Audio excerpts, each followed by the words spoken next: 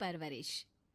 जिंदगी किसी को किस मोड़ तक ला सकती है। एक दिन कविता अपने पति से कहती है, कौन है ये बच्ची, बताते क्यों नहीं, क्यों लेकर आए हो इसे यहाँ? कविता, ये मेरी बच्ची है। माँ पापा मेरी शादी शिवानी से करने के लिए मान नहीं रहे थे, लेकिन मैं उससे बहुत प्यार करता था। अब वो इस दुनिया में नहीं है, लेकिन सन्निका की जिम्मेदारी मेरी है। इसे मैं अपने पास ही रखूंगा। कविता ये देखकर सुनकर सन्न रह जाती है। कैसी बात कर रहे हैं आप? लोग क्या कहेंगे? मैं कैसे इस बच्चे के साथ जीवन चलाऊंगी? देखिए, इसे देखकर मुझे टेंशन हो रही है। आप इसे ले जाइए यहाँ से। मेरी भी तो बेटी है, मैं उसका हक कैसे मार दूं? दिनेश कविता को किसी तरह समझा लेता है। देखो सन्निका, ये आज से तुम्हारी माँ है। इन्हें तुम्हें माँ कहना है।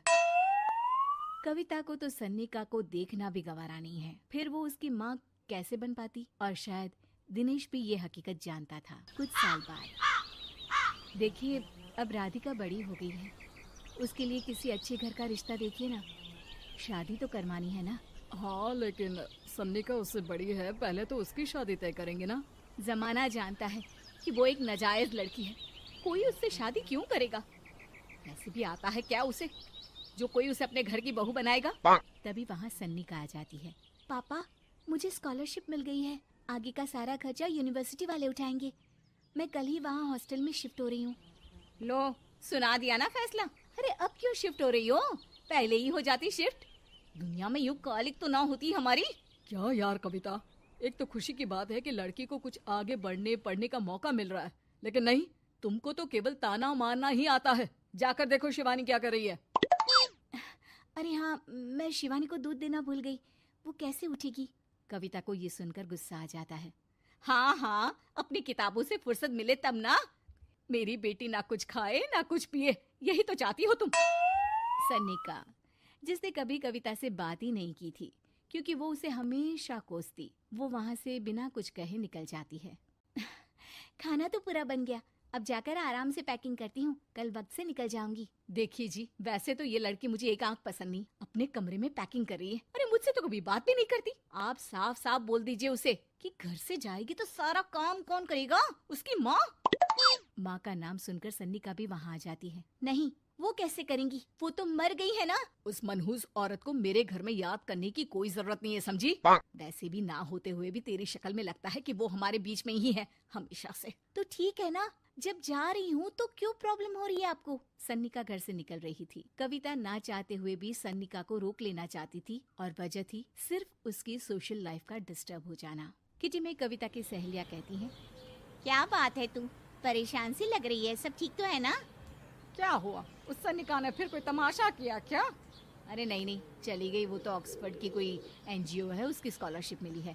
मेरा भाई बता रहा था कि उसका तो फ्यूचर ब्राइट है। अरे चल ना, तुझे क्या, तेरा तो पीछा छूटा उससे। अरे कैसे क्या नहीं, घर का सारा काम करती थी। इसकी छोटी बेटी को भी तो उसी ने संभाला था। याद है, उसकी छोटी बेटी का जो केस हुआ था, वो भी अपने सर ले लिया था। हाँ, तो बदले में सारा खर्चा भी तो हम लोग ही उठा रहे थे ना। और पता है, वो मुझसे बात भी नहीं करती, जैसे पता नहीं मैं ही उसके माँ के मरने के लिए जिम्मेदार हूँ। अरे खुद को क्यों दोष दे रही है?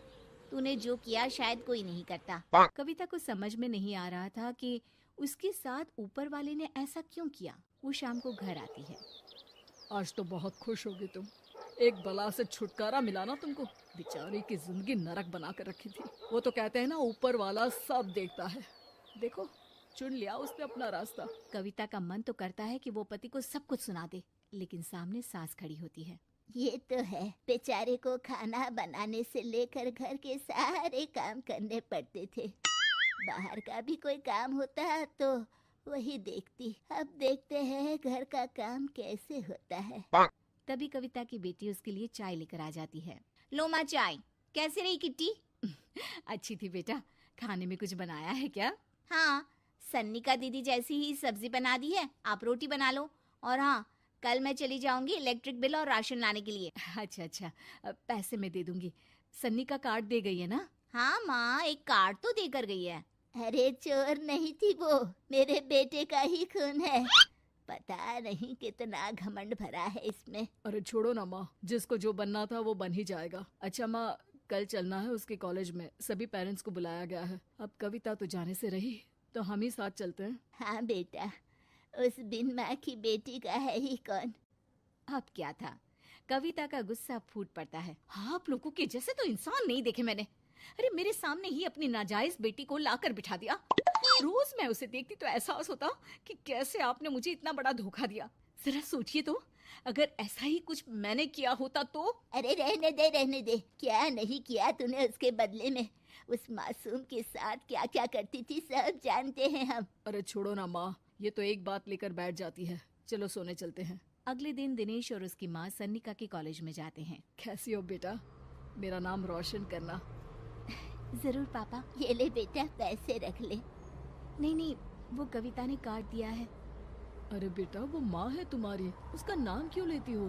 अरे हटाओ भी, क्या ही क्या है उसने इसके लिए, क्यों माँ बोले। तभी वहाँ सन्निका की टीचर आ जाती हैं। सन्निका की माँ नहीं आई? जी नहीं, वो घर में बेटी है ना, सबका एक साथ आना तो मुमकिन नहीं था। तो उन्हें भेज देते। हम सभी उनसे मिलना चाहते हैं। मानना पड़ेगा, बहुत अच्छी तरह से पाला है उन्होंने अपनी बेटी को। क्या घर का काम, क्या बाहर का। कॉन्फिडेंस तो कूट कूट कर भरा है। पैसे रुपये के लिए भी इसे किसी का मुंह नहीं देखना पड़ता। स्कूली शिक्षा भी लाजवाब है। पिता और दादी को एहसास होता है कि जिस कविता के पालन पोषण पर उन्हें हमेशा से शक रहा, वो सन्निका के भविष्य के लिए किसी वरदान जैसा साबित हुआ।